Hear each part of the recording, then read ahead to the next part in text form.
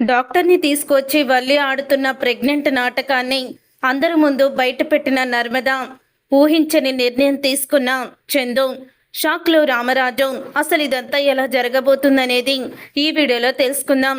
Video నచ్చితే తప్పకుండా like చేయండి. వల్లి కళ్ళు తిరిగి పడిపోవడంతో వల్లిని హాస్పిటల్కి అయితే తీసుకువెళ్తారు.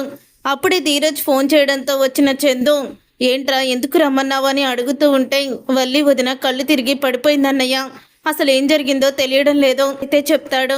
అప్పుడు ఇక ఆ మాట విని, ఏంట్రా వీళ్ళ నాటకాలు ఇంకా నమ్ముతున్నారా, వీళ్ళు మామూలు నాటకాల వాళ్ళు కాదు అని అంటూ చందు ఇక భాగ్యం వాళ్ళని తిడుతూ ఉంటాడు. అప్పుడు ఇక భాగ్యం వాళ్ళని తిడుతూ ఉంటే ఇంతలో డాక్టర్ అయితే వస్తుంది. డాక్టర్ వచ్చి, ఏంటి మీరందరూ ఇలా గొడవ పడుతున్నారు, ఏమైందని అడుగుతూ ఉంటే, డాక్టర్ అమ్మ నా కూతురికి ఏమైందని భాగ్యం అడుగుతుంది. మీ అమ్మాయి ప్రెగ్నెంట్ అమ్మ అని అనగానే ఎంతో ఆనందపడుతూ ఉంటారు అందరూ కూడా. ఇక ఎంతో ఆనందపడుతూ లోపలికి వెళ్ళిన తర్వాత ఇక భాగ్యం అయితే వల్లిని చూసి చాలా ఆనందపడుతూ ఉంటుంది. అమ్మడు నువ్వు తల్లి కాబోతున్నావు అని అంటూ ఉంటే ఇంతలో ఇక చందు సంతోషంగా ఉంటాడు. కానీ వల్లిని పలకరించాడు. రే వెళ్దాం పదండ్రా అని అంటూ ఉంటాడు చందు ధీరజ్తో. అది కాదన్నయ్య, వదిన ప్రెగ్నెంట్ కదా అని అంటూ ఉంటే, మీ వదిన ప్రెగ్నెంటే, కానీ మీ వదిన్ని ఇంటికి తీసుకువెళ్లాలో లేదో నిర్ణయించేది నాన్నే. నేను నాన్నకి నిజం చెప్పబోతున్నాను అని అంటూ ఉంటాడు చందు. అయితే ఇక ఆ మాట విని ఒక్కసారి వల్లి షాక్ అయిపోతూ ఉంటుంది. ఇక వల్లి షాక్ అయిపోతూ, మావయ్య గారికి ఈ నిజం చెప్పొద్దువా, నా గురించి తెలిస్తే మావయ్య గారు తట్టుకోలేరు అని అంటూ ఉంటుంది వల్లి. అయితే ఇక చాలు ఆపు నీ నాటకం, మా నాన్న తట్టుకోలేడా, లేకపోతే దేవత అనుకున్న కోడలు దెయ్యమని షాక్ అయిపోతాడంటావా అని అంటూ ఉంటాడు చందు. అప్పుడు ఇక వల్లి అయితే, నాకు బుద్ధొచ్చింది బా, ఇంకెప్పుడు కూడా ఎటువంటి తప్పులు చేయను, నువ్వు చెప్పినట్టే వింటాను అని అంటూ ఉంటుంది వల్లి. అయితే నీ నాటకాలు నా దగ్గర కాదు, నువ్వు ప్రెగ్నెంట్ అయిన అంత మాత్రాన నువ్వు చేసిన తప్పు ఒప్పైపోదు. నీ కడుపున పుట్టుతున్నందుకు కడుపులో ఉన్న బిడ్డ కూడా నిన్ను అసహించుకుంటుంది, నీ గురించి తెలుసుకొని అని అంటూ ఉంటాడు చందు. అయితే అది కాదన్నయ్య, ఇక వదిన ఏ తప్పు చేయనని చెప్తుంది కదా, ఇంటికి తీసుకువెళ్దాం అని ధీరజ్ అంటూ ఉంటే, లేదు ఎట్టి పరిస్థితుల్లో కూడా నాన్నకి నిజం చెప్పాకే, నాన్న నిర్ణయం తర్వాతే నేను వల్లిని ఇంటికి తీసుకువెళ్తాను అని అంటూ ఉంటాడు చందు. అయితే ఇక చందు అలా అనేసి ఇక వెళ్ళిపోతాడు. అలా వెళ్ళిపోయిన తరువాత అప్పుడు ఇక భాగ్యం అయితే నర్మద ధీరజ్తో అంటూ ఉంటుంది, ఇప్పటి వరకు మేము చేసింది తప్పే ఒప్పుకుంటున్నాము, కానీ ఇప్పుడు నా కూతురు కడుపుతో ఉంది, కడుపుతున్న ఆడదానికి అన్యాయం చేయకండి, దయచేసి నా కూతురు కాపురం నిలబెట్టండి. కాకపోతే ఇక నా కూతురు ఏ గొడవ కూడా చేయదు, ఎటువంటి కుట్రలు కూడా అబద్ధాలు కూడా చెప్పము, ఇక మా కూతురికి మేము కనిపించం కూడా, తనతో మాట్లాడము, తనని తీసుకువెళ్ళిపోండి అని అంటూ ఉంటుంది భాగ్యం. అయితే అప్పుడు ఇక ధీరజ్ అయితే, అన్నయ్యని నేను ఒప్పిస్తాను అని అంటూ ఉంటాడు. అప్పుడు ఇక ధీరజ్ అలాగే నర్మద, ప్రేమ ముగ్గురు కూడా ఇక ఇంటికైతే వెళ్తారు. వెళ్ళిన తరువాత ఇక అంటూ ఉంటుంది ప్రేమ అయితే చందుతో, బావా ఆలోచించండి బావా, పాపం వల్లి అక్క ఇప్పుడు ప్రెగ్నెంట్తో ఉన్న వల్లి అక్కకి అన్యాయం చేయకండి, తను ఇంటికి తీసుకురండి, మారిపోయాను, ఇక మంచిగా ఉంటానని ఏడుస్తుంది కదా అని అంటూ ఉంటుంది. ప్రేమ అయితే, అవును బావా, అక్కడ తనకి సరిగ్గా తిండి కూడా ఉండదు, వాళ్ళు లేని వాళ్ళు కదా, అక్కడ సదుపాయాలు కూడా ఉండవు, అందుకని వల్లి అక్కని ఇక్కడికే తీసుకొచ్చేద్దాము అని అంటూ ఉంటుంది నర్మద కూడా. అప్పుడు ఇక ఇదంతా కూడా విన్న అమూల్య అయితే, ఇప్పుడు ఎలాగా, అన్నయ్య ఏమో నాన్నకి నిజం చెప్పేస్తానంటున్నాడు, ఇప్పుడు వదినేమో ప్రెగ్నెంట్ అయ్యింది, ఏం చెయ్యాలి అని ఆలోచిస్తూ ఉంటుంది అమూల్య. అయితే అప్పుడు ఇక అమూల్యకి వేదవతి ఫోన్ చేస్తుంది. వేదవతి ఫోన్ చేయడంతో, అమ్మా చెప్పమ్మా, ఏంటి వస్తున్నావా, సరేనమ్మా అని అంటూ ఉంటుంది అమూల్య. ఎవరికి చెప్పొద్దు, అందరికీ కూడా సర్ప్రైజ్ ఇస్తాను అని వేదవతి అంటూ ఉంటే, సరేనమ్మా అని అంటూ ఉంటుంది ఇక అమూల్య. అదేంటమ్మా అమూల్య, ఏంటి అలా డల్గా మాట్లాడుతున్నావు, ఏమైంది, అందరూ బాగానే ఉన్నారు కదా అని అంటూ ఉంటుంది వేదవతి. అప్పుడు ఇక అమూల్య అయితే, లేదమ్మా వల్లి వదిన్ని అన్నయ్య పుట్టింటి దగ్గర వాళ్ళ అమ్మకి బాగోలేదని తనని అక్కడ దింపలేదు. వల్లి వదిన నా విషయంలో చేసిన కుట్రని తెలుసుకొని వల్లి వదిన్ని పుట్టింట్లో దింపేశాడు అని అంటూ వేదవతికి నిజం చెప్పేస్తుంది అమూల్య. అయితే ఏంటమ్మా నువ్వు చెప్పేది అని వేదవతి అంటూ ఉంటే, అవునమ్మా నేను చెప్పేది నిజం. ఇప్పుడు అమూల్య వదిన ఇంటికి వస్తానని బాధపడుతుంది. ఇక ఎటువంటి తప్పు చేయనని క్షమాపణ అడుగుతుంది. అయినా నాన్నకి నిజం చెప్పి నాన్న నిర్ణయం ఏంటో తెలుసుకొని చందు అన్నయ్య వదిన్ని తీసుకొస్తానని చెప్తున్నాడు. నాకేమో నాన్నకి ఈ విషయం తెలిస్తే నాన్న తట్టుకోలేరేమని భయమేస్తుంది. పైగా వల్లి వదిన ఇప్పుడు ప్రెగ్నెంట్ అంటమ్మా. ప్రెగ్నెంట్ అప్పుడు అసలు ఆ ఇంట్లో సదుపాయాలు ఉండవు.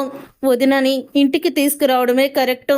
నాన్నకి నిజం తెలియకుండా చందు అన్నయ్యని ఒప్పించి వదిన్ని ఎలా తీసుకురావాలో నాకు అర్థం కావడం లేదు అని అంటూ ఉంటే, ఇక ఆ మాట విని ఒక్కసారి వేదవతి అయితే ఇంత జరుగుతుందా, సరే అయితే నేను వచ్చేస్తున్నాను కదా, నేను చూసుకుంటాను అని అంటూ ఉంటుంది వేదవతి. తర్వాత ఇక ఇదేంటమ్మా ప్రెగ్నెంట్ అని తెలిసినా కూడా నన్ను కనీసం ప్రేమగా పలకరించలేదు. పైగా మా నాన్నకి నిజం చెప్తానని వెళ్ళిపోయాడు.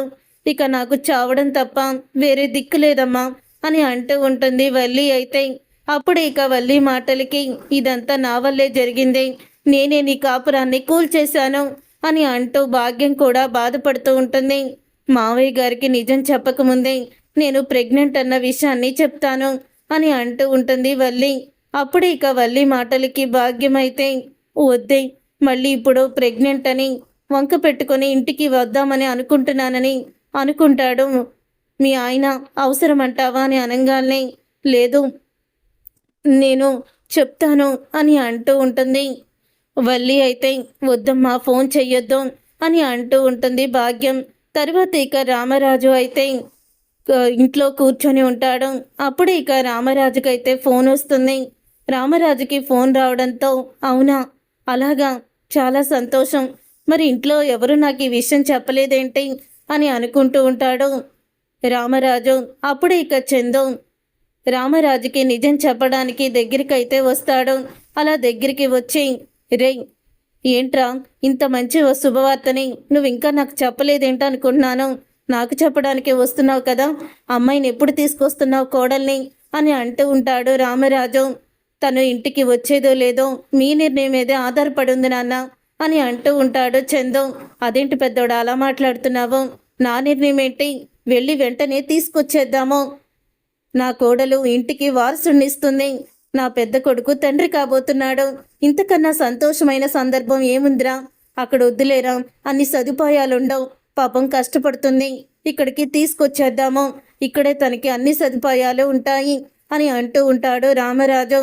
అది కాదు నాన్న, వల్లి గురించి నీకు ఒక విషయం చెప్పాలి, అప్పుడు తను వచ్చేది లేనిది నువ్వే నిర్ణయిస్తావు అని అంటూ ఉంటాడు చందు. అయితే ఆగండి బావా అని అంటూ ఉంటుంది ఇక నర్మద. అయితే అప్పుడు ఇక వల్లి గురించి ఏం చెప్తావురా నువ్వు అని అడుగుతూ ఉంటాడు రామరాజు.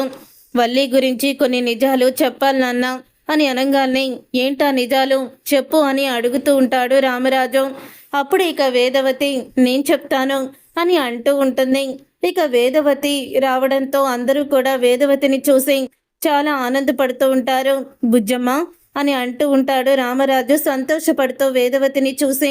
అప్పుడు ఇక వల్లిని కారులో నుంచి దిగమని డోర్ ఓపెన్ చేస్తుంది కార్ డోర్ని వేదవతి. అయితే కారులో నుంచి దిగుతున్న వల్లిని చూసి ఇక చందు, ధీరజ్, ప్రేమ, నర్మద షాక్ అయిపోతూ ఉంటారు.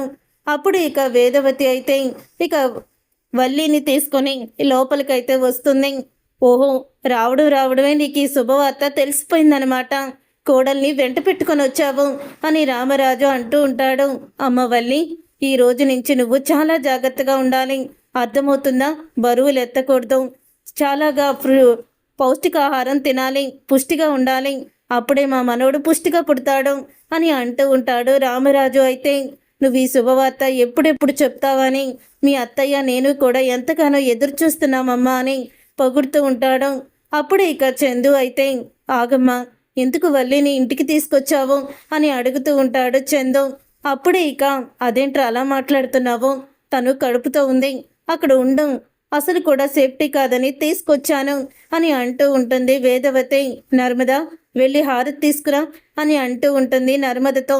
అప్పుడే నర్మద అయితే హారతి తీసుకొస్తుంది. ఇక వల్లికి అయితే హారతి ఇస్తుంది. అది కాదమ్మా అని అంటూ ఉంటే అప్పుడే ఇంకా నాకు తెలుసురా, అన్ని విషయాలు నాకు తెలుసు, కానీ నువ్వేం మాట్లాడుకో, రామ్మ వల్లి లోపలికి రా అని అంటూ ఉంటారు. అప్పుడు ఇక రామరాజు అయితే చాలా ఆనందపడుతూ ఉంటాడు.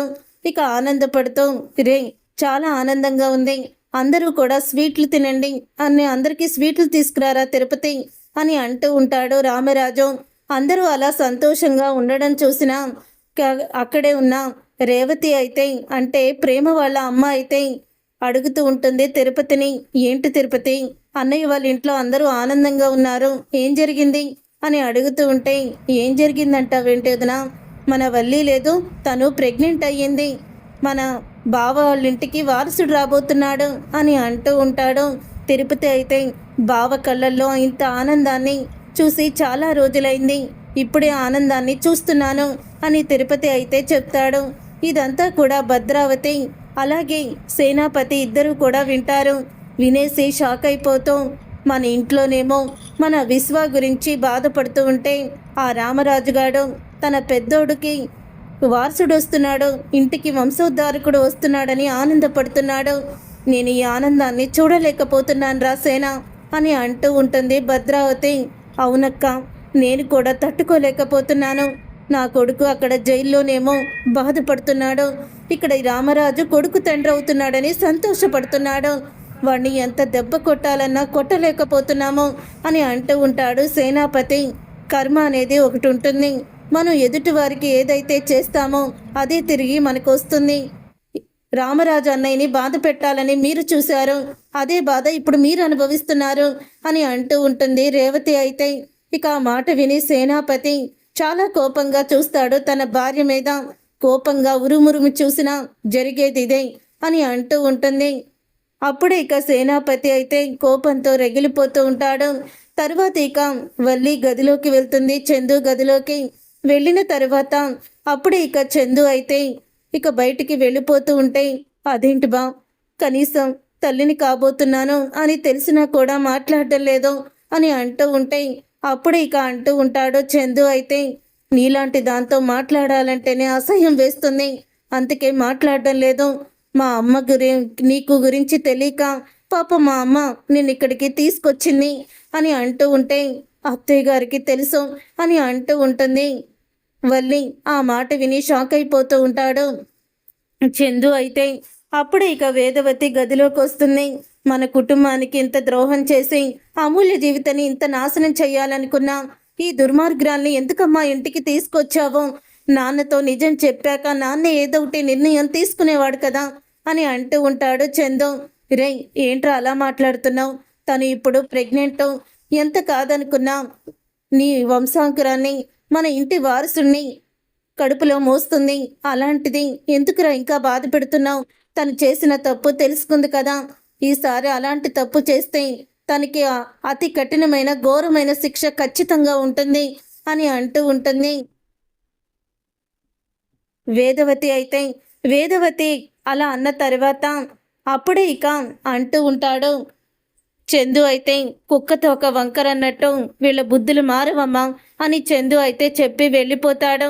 చూసావు కదా, నువ్వు చేసిన తప్పులకి నీ భర్త నిన్ను ఎంత అసహించుకుంటున్నాడో, నీ మీద నమ్మకం అంతా కూడా పోయింది, కానీ నా భర్త గురించి నిన్ను ఇంటికి తీసుకురావాల్సి వచ్చింది, లేకపోతే నా కూతురు జీవితాన్ని నాశనం చేయాలనుకున్న నిన్ను ఇంటి గడప కూడా తొక్కనిచ్చేదాన్ని కాదు అని అంటూ వేదవతి కూడా ఇక వార్నింగ్ ఇస్తుంది.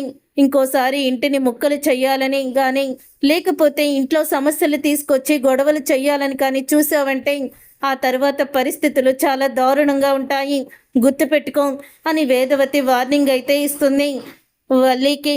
అలా వార్నింగ్ ఇచ్చిన తర్వాత ఇక వల్లి అయితే కాసేపు ఇక ఏడుస్తున్నట్టు ఉండి తర్వాత అయితే ఇక నవ్వుకుంటూ ఉంటుంది.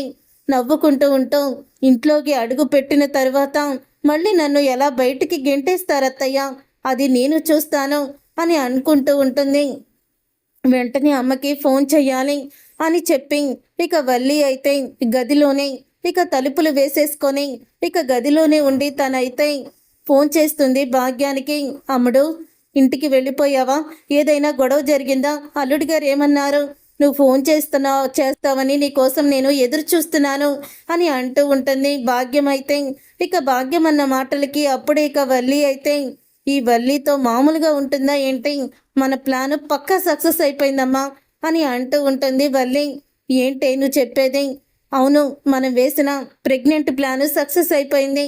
నేను కడుపుతో లేనని మన ముగ్గురికి మాత్రమే తెలుసు, కానీ వీళ్ళెవ్వరికీ కూడా తెలీదు నేను కడుపుతో ఉన్నానని. నాటకమాడి ఇంట్లోకి అడుగు పెట్టేశాను అని అంటూ ఉంటుంది వల్లి అయితే. అప్పుడు ఇక భాగ్యం అయితే, ఆ ఐడియా ఇచ్చింది కూడా నేనే కదా అని అంటూ ఉంటుంది భాగ్యం. అవును మరి, ఇలాంటి చచ్చ ఐడియాలు నువ్వే కదా ఇచ్చేది. ఒక 4 నెలలంటే ఎలాగైనా అడ్జస్ట్ చేయగలను. తరువాత పొట్ట పెరగడం లేదు ఏంటి అని ఏమన్నా నాకు పరీక్షలు చేస్తేనే అప్పుడు బండారం బయటపడిపోయేది అని వల్లి అయితే చెప్తుంది. ఈలోగా మా బావని గుప్పెట్లో పెట్టుకొని నిజంగానే ప్రెగ్నెంట్ అయిపోతాను అని చెప్తూ ఉంటుంది వల్లి అయితే. అప్పుడు ఇక వల్లి ఫోన్ పెట్టేశాక తనైతే నా ఇంటికి నేను వచ్చేసాను వచ్చని ఇక రూమ్లో డ్యాన్స్ వేస్తూ ఉంటుంది. అలా రూమ్లో డ్యాన్స్ వేస్తున్నా ఇక వల్లిని ప్రేమ నర్మద అయితే చూస్తారు. ఇక ప్రేమ నర్మద చూసి షాక్ అయిపోతూ ఉంటారు. ఏంటక్క ఈ బల్లక్క ఏంది? కడుపుతో ఉన్నానని కూడా లేకుండా తనేంటి అంతలాగా డ్యాన్స్ చేసేస్తుంది అని అంటూ ఉంటుంది ప్రేమ. అప్పుడు ఇంకా నాకు ఎక్కడో డౌట్ కొడుతుంది ప్రేమ, తను ప్రెగ్నెంటేనా అని అంటూ ఉంటుంది నర్మద. అవునక్క, తన డ్యాన్స్ తీరు తన పద్ధతి చూస్తుంటే ప్రెగ్నెంట్ లాగా నాకు కనిపించడం లేదు అని అంటూ ఉంటుంది ప్రేమ అయితే. తర్వాత ఇక ప్రేమ అలా అన్న తర్వాత ఆ రోజు డాక్టర్ గదిలో నుంచి వచ్చి ప్రెగ్నెంట్ అని చెప్పింది కదా, వెళ్ళి ఆ డాక్టర్నే కనుక్కుందాము అని అంటూ ఉంటుంది. ఇక అలా అనుకొని తర్వాత నర్మదా ప్రేమ ఇద్దరు కూడా డాక్టర్ దగ్గరికి అయితే వెళ్తారు. ఇక వెళ్ళి ఏంటి డాక్టర్, వల్లి నిజంగానే ప్రెగ్నెంటేనా అని అడుగుతూ ఉంటే అవును నిజంగానే ప్రెగ్నెంటే అని అంటూ ఉంటుంది డాక్టర్ అయితే. ఇప్పుడు నిజం చెప్పండి, వల్లి నిజంగా ప్రెగ్నెంటా కాదా? ఎందుకంటే వల్లి ప్రెగ్నెంట్ కాదని మాకు నిజం తెలిసిపోయింది. మీ నోటితో ఏం జరిగిందో తెలుసుకోవాలని ఇక్కడికి వచ్చాము. ఒకవేళ మీరు నిజం చెప్పకపోతే మేము మీడియాని పిలిపించి ఇలాగ మీరు మోసం చేసి ప్రెగ్నెంట్ అని చెప్పారని కూడా అంటాను అని నర్మద అయితే డాక్టర్ని బెదిరిస్తుంది. దాంతో ఇక డాక్టర్ అయితే నేను అబద్ధమే చెప్పానమ్మా, ఆ అమ్మాయి అంతకు ముందే వాళ్ళ అమ్మని తీసుకొని హాస్పిటల్కి వచ్చింది. ఇలా కళ్ళు తిరిగి పడిపోతాను, ప్రెగ్నెంట్ అని చెప్పండి డాక్టర్, నాకు ఇంకా పిల్లలు పుట్టడం లేదని నా భర్త నన్ను వదిలేస్తానంటున్నాడు అంటూ నా దగ్గర కన్నీరు మున్నీరు అయ్యింది. అందుకని నేను అలా చెప్పాను అని అనగానే లేదు డాక్టర్, తను మీతో చెప్పింది అబద్ధం చెప్పి మీ చేత కూడా అబద్ధం చెప్పించింది అని నిజాన్ని బయట పెడుతుంది నర్మద. ఇంతకీ తెగుస్తుందని అసలు కూడా అనుకోలేదు, అలాంటి దాన్ని క్షమించకూడదు అని అంటూ డాక్టర్ అయితే చెప్పడంతో అప్పుడే ప్రేమ నర్మద ఇద్దరు కూడా డాక్టర్ని తీసుకొని ఇంటికైతే వస్తారు. అలా ఇంటికి వచ్చిన తర్వాత అప్పుడే ఇక డాక్టర్ని చూసి వల్లి షాక్ అయిపోతూ ఉంటుంది. ఈవిడేంటి మళ్ళీ ఇక్కడికి వచ్చింది అని అనుకుంటూ ఉంటుంది. అలా అనుకుంటూ ఉండంగానే అప్పుడే నర్మద అయితే ఏంటక్క అలా ఆశ్చర్యపోతున్నావు, మొట్టమొదటిసారి ఈమె కదా నువ్వు ప్రెగ్నెంట్ అయ్యావన్న విషయాన్ని చెప్పింది అని అంటూ ఉంటుంది నర్మద. అప్పుడు ఇక చందు అయితే అంటూ ఉంటాడు, అవును నర్మద, ఈవిడ్ని ఎందుకు పిలిపించారు అని అడుగుతూ ఉంటాడు. చందు అయితే ఏం లేదు బావా, ఇప్పటి వరకు ఒక్కొక్క నాటకం బయటపడింది అక్కది, కానీ ఇంత స్పీడ్గా ఈ అబద్ధం బయటపడుతుందని నేను అనుకోలేదు అని అంటూ ఉంటుంది నర్మద అయితే. తను ప్రెగ్నెంట్ కాదు బావా, ప్రెగ్నెంట్ అంటూ ఇంట్లోకి రావడానికి డాక్టర్తో కలిసి నాటకం ఆడింది, ఆ డాక్టర్ నోటి ద్వారానే విను అని అంటూ డాక్టర్ని తీసుకువచ్చి వల్లి ఆడిన నాటకాన్ని మొత్తాన్ని కూడా బయట పెడుతుంది. అప్పుడు ఇక వేదవతి అయితే చంప పగలగొడుతుంది వల్లిది. నువ్వెన్ని తప్పులు చేసినా, నా కూతురు జీవితాన్ని నాశనం చెయ్యాలని చూసినా నిన్ను ఇంటికి తీసుకువచ్చాను, ఎందుకంటే నా కొడుకు బాధపడకూడదని. కానీ నువ్వేం చేశావో, చివరికి నా కొడుకు బాధపడేలా చేశావు అని అంటూ చెప్తూ ఉంటుంది. వేదవతి అయితే నిజాన్ని బయట పెడుతుంది. అది విని రామరాజు, ఏంటి బుజ్జమ్మ నువ్వు మాట్లాడేది? అవునండి, వల్లి కడుపుతో లేదు, అదంతా ఫేక్ అంట, కానీ వల్లిని ఇంట్లోకి రప్పించడానికి వాళ్ళమ్మ ఆడిన డ్రామా ఇదే. కానీ వల్లి అసలు కూడా మంచిది కాదు, మన కుటుంబాన్ని నాశనం చేయాలనుకున్న దుర్మార్గురాలు అని అంటూ నిజాన్ని బయట పెడుతుంది. ఇక వేదవతి అయితే ఇక వల్లి గురించి నిజం తెలుసుకొని షాక్ అయిపోతూ ఉంటాడు రామరాజు. చూసారుగా ఫ్రెండ్స్, రాబోయే కథలో ఖచ్చితంగా ఇలాగే జరగబోతుంది. మరి ఇలాగే జరగాలని మీరైతే కోరుకుంటున్నారా? అయితే తప్పకుండా మా ఛానల్ని సబ్స్క్రైబ్ చేసుకొని పక్కనే ఉన్న గంట సింబల్పై ఆల్ అని క్లిక్ చేయండి.